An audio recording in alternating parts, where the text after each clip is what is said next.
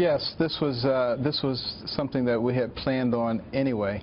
When I did a deep dive a couple of months ago, there were some irregularities that were found, some inefficiencies that were found, and those have to be addressed. It's the same kind of thing that I would do as president. You know, there's a lot of money being wasted, a lot of inefficiency in the government, and just because you have the funds to continue that inefficiency doesn't mean that you should do it. Well, that was Dr. Ben Carson on Fox News earlier explaining why his campaign just cut a whole lot of their staffers. Now, this move coming after the GOP hopefuls finished a disappointing fourth in Iowa. Meanwhile, Bernie Sanders is just raking it in. He's got a windfall of cash. Get this, $3 million just 24 hours after the Iowa caucus, and a self-funded Donald Trump taking to Twitter blaming Iowans for his loss there, saying, "I don't believe I have been given any credit for the voters for self-funding my campaign. The only one I'll keep doing, but not worth it." Joining me now, Lee Carter, Betsy Woodruff, and Richard Goodstein. Betsy, yeah, I'm really worried about Ben Carson's campaign here, and I think this is something that's been sort of rumored for a while. He's raised a lot of money, but he spends a lot of money doing it, and he's also spent a lot of money in there, and to the point where he got rid of a bunch of staff. And I think this also played a role with those rumors that maybe his campaign was over. But he's in a tough position right now, isn't he? Without a doubt, and I think part of the reason that the rumors the Cruz camp sort of propagated on the night of the Iowa caucuses, part of the reason those rumors got so much legs because it was so believable. It was so believable that Ben Carson might potentially be leaving Iowa. I mean, look, there's no argument that his campaign has been poorly managed. There is so much evidence of the campaign spending significant amounts of money on extremely fancy hotels and steak dinners and other luxury items that most campaigns don't spend cash on. If you just look through their disclosure forms, it's quite telling. So look, and the point that Ben Carson made on Fox today is kind of ironic. It's like he compared his campaign to the federal government. He compared his campaign's waste to the government's waste. That's a real weird messaging point to be making if you're trying to say that you're a fixer-upper. Well, listen, he noticed that it was leaking air and he filled it up. So the fact that it was leaking under him, but, you know, I guess we forget at that point.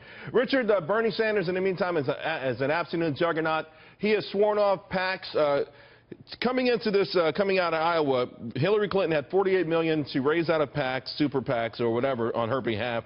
Bernie Sanders, zero. He and Donald Trump are the only ones who are completely ignoring all the PACs, and I think that helps both candidates. Well, the jury's certainly out on whether it's helped Trump, who's now complaining about the fact that he didn't spend more money. This for a guy who never has missed cutting the best deal ever, that somehow he missed something pretty fundamental the first time he ran a race in politics, is that you kind of actually need to invest in a positive outcome. In terms of Bernie Sanders, he's certainly playing that up, the fact that he does not have a super PAC going for him. I mean, the fact of the matter is Hillary Clinton raised a little less, but she actually raised money this quarter and last quarter for the Democratic National Committee, which Bernie Sanders has not raised a cent for yet, because I think she's looking down the road. And honestly, I don't think there's many of your viewers who should go to bed thinking that Bernie Sanders is likely to be the Democratic nominee, which is why she can raise money with a clean conscience for the DNC, and he's just kind of focused on himself. Well, you know what? I know you experts have already figured this all out, but I got to tell you something. I don't know. I think Bernie Sanders is formidable, but here's the thing. Jeb Bush, he came into this thing with a vault full of cash. I mean, I don't know what he spent it on, a lot of ads that haven't worked, but he's still sitting on a bunch of cash. What does a candidate like that do? Does the cash undermine him doing the right thing and probably getting out of this race? I just want to say bless his heart. It is just so sad to watch him right now. And did you see that thing when he asked the audience to clap? So sad. It's just so sad. I think the right thing for him to do, he does have a bunch of cash, but if he doesn't place in anywhere in the top 3 in New Hampshire, he needs to go home. What does he do with that cash? He needs to put it towards a super PAC and get behind somebody else. And I don't know who that's going to be, because he's really burnt the bridge with him and Rubio, but it's going to be... In finance, we always say follow the money. In crime, they always say follow the money. Does the money follow the candidate that's going to win, or does the money create the candidate that's going to win? The money follows the candidate that's going to win. I really believe that. I think that you see so much momentum towards the people that are winning. That's where people are going. If you see Sanders right now, he's got momentum. Money's going his direction. People are donating right now to Rubio because he's getting momentum. There's money follows leaders. All right, guys. Thanks a lot.